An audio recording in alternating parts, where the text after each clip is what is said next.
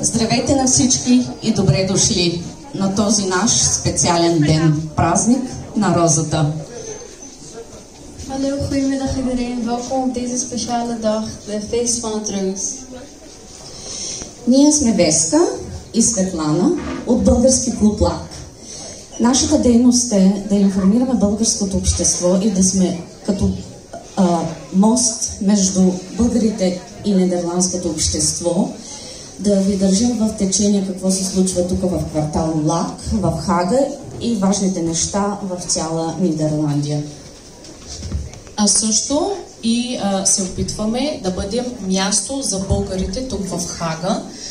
Имаме ежедневни мероприятия, на които всеки е добре дошъл, дори само и за едно кафе или за компания. Wij zijn Weska en Svetlana en wij willen u informeren met alles wat er gebeurt hier met ons.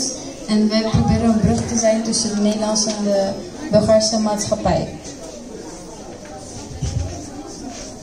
Част от нашата дейност е клуб за народни танци Българска роза, които днес имаме 6 години празнуваме рожден ден на името Българска роза. Иначе нашия клуб е първия в Нидерландия от преди 11 години.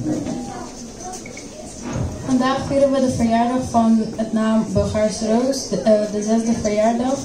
Dat is de eerste Bulgaarse club, Bulgaarse volksdansgroep die in Nederland bestaat.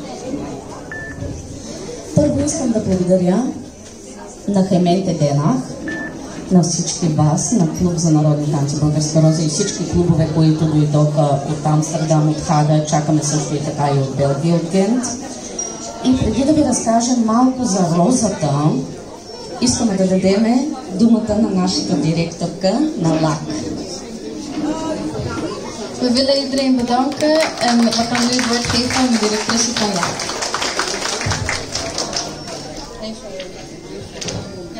Dankjewel. Mijn naam is Viriel Hogevorst en zoals ik net al bijna begreep, heb je me al aangekondigd als stadsdeeldirecteur van LAK. LAK is een van de 8 stadsdelen in Den Haag.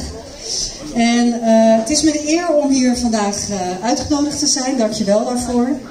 En vandaag staat de Bulgaarse roos centraal, toch? En ik keek vanochtend in mijn kledingkast. En jaren geleden was ik in Sofia in Bulgarije.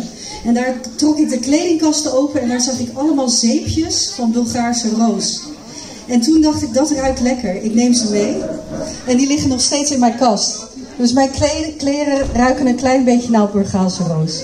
Dus dat is een persoonlijke notie. Maar over LAK en wat jullie doen. Vandaag staat het natuurlijk, is het de roos centraal. Dat is natuurlijk een symbool van schoonheid, van kracht, van verbinding. En dat is ook wat ik jullie zie doen hier in LAK als de Bulgaarse vereniging. Veel mensen van Bulgaarse afkomst wonen in LAK. Wij proberen ze een warm welkom te heten. Jullie werken hard, jullie zijn een waardevolle bijdrage voor dit stadsdeel. En wij zien ook de krachten jullie. En wat jij net aangeeft, jullie leggen de verbinding tussen de gemeenschap en de Nederlandse samenleving. En dat is voor de gemeente, voor iedereen, voor mensen van Bulgaarse afkomst als Nederlandse afkomst van belang. Want cultuur, de culturele identiteit laten zien is ook trots. En daar kunnen we met elkaar van genieten. Dus ik hoop dat jullie dat nog voorlopig blijven doen. En de samenwerking met het stadsdeel goed blijft zoals nu. Gaby is er vandaag niet, maar dat is jullie belangrijke community builder, partner. Jorine is er, ook een belangrijke collega. Dus ik wens jullie allemaal een hartstikke mooie middag. En dat de samenwerking voort mag gaan tussen het stadsdeel en de Bulgaarse vereniging. En jullie uiteraard. Ja.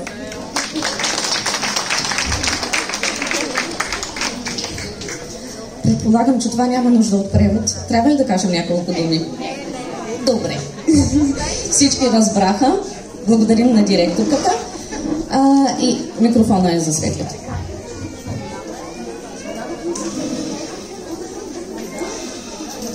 В момента привършва вече розопера в България. Както знаете, той започва през май и е долу-горе 1 месец. В различните села в България се берат рози и се произвежда така известното българско златото на България. Да. България е един от лидерите по производство на розово масло по света. 70% от розовото масло в света са от България. Повече от 300 години в България се култивира маслодайната роза, която се казва сорт Дамасцена. Количеството, произведено за една година, е близо тон и половина-2. За 1 килограм розово масло са нужни 3590 кг розови листа, а за производството на 1 килограм розова вода, 1 килограм розови листа. 3 години след засаждането си розовия храст е готов за розобер. Розоберът започва през май и трае близо месец. А розите се берат ръчно и много рано сутринта, когато най-силна е концентрацията на етеричните масла в нея. Това е течното злато на България. Поради широкото му разпространение от много световни известни марки, 1 килограм достига от 10 до 12 000 евро на килограм в момента, тази година. Розата е един от националните символи на България, с която се гордеем. Благодарим ви, че сте част от нашия празник и ви каним заедно да се забавляваме с хора и с някои също игри, които сме измислили.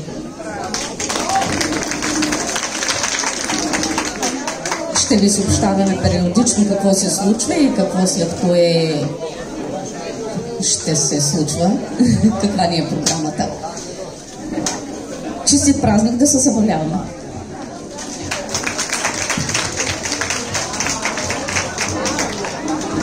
Честит празник и от нас. Ние сме оркестър на Слада Марти Бенд. Благодарим, че сме част от празника Българска роза. Очакваме ви на едно тръжно българско хоро. Първо ще бъде инструментал на Светослав Младенов с гайда, а след това българско хоро. Право българско хоро.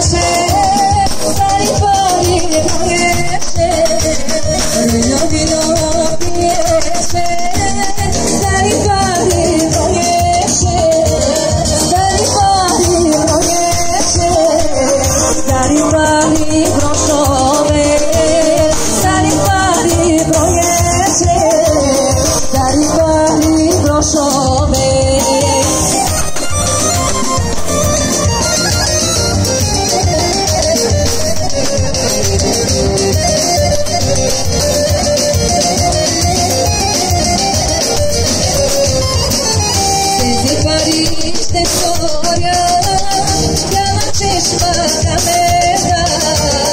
Devi mariste storia, chiama cespa da meta. Mukarada okiva, zdeli menzi zakoda.